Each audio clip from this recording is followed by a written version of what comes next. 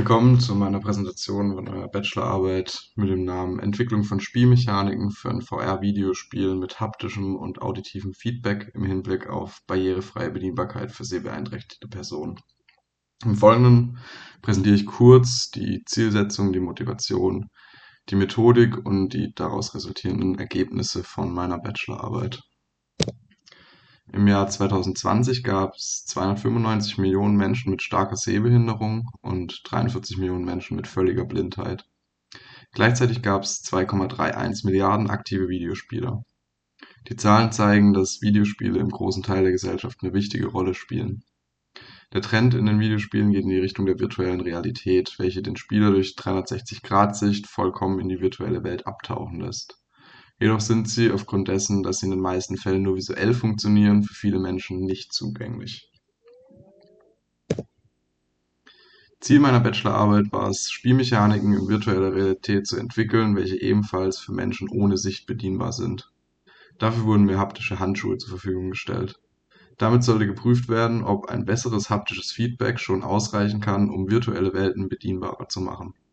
Zusätzlich sollte geprüft werden, welche Spielmechaniken sich besonders für die Spielbarkeit ohne Sicht eignen und welche weniger. Dafür gab es eine Literaturrecherche, in welcher die Blindheit und die daraus resultierenden Faktoren betrachtet wurden. Es wurde darauf eingegangen, wie blinde Menschen in der realen Welt und der virtuellen Welt unterstützt werden können, um Grundlagen für eine barrierefreie virtuelle Realität zu konzipieren.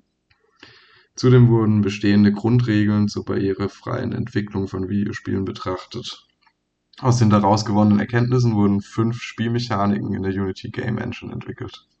Dabei wurden verschiedene Mechaniken eingebaut, um zu prüfen, welche davon gut für die Testumgebung geeignet sind.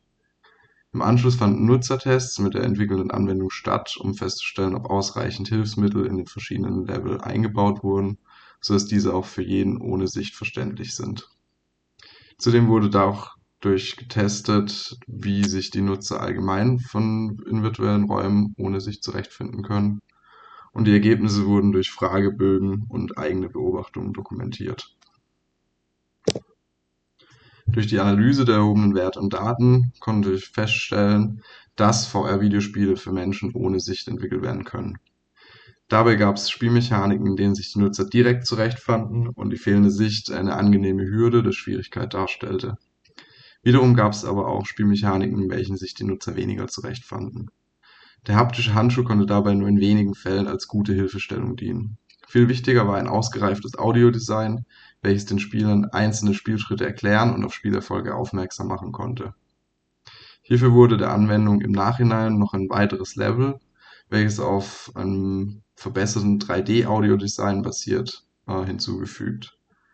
Hiermit können in Zukunft weitere Tests für die Bedienbarkeit von sichtlosen VR-Anwendungen auf Basis von 3D-Sounds stattfinden. Vielen Dank.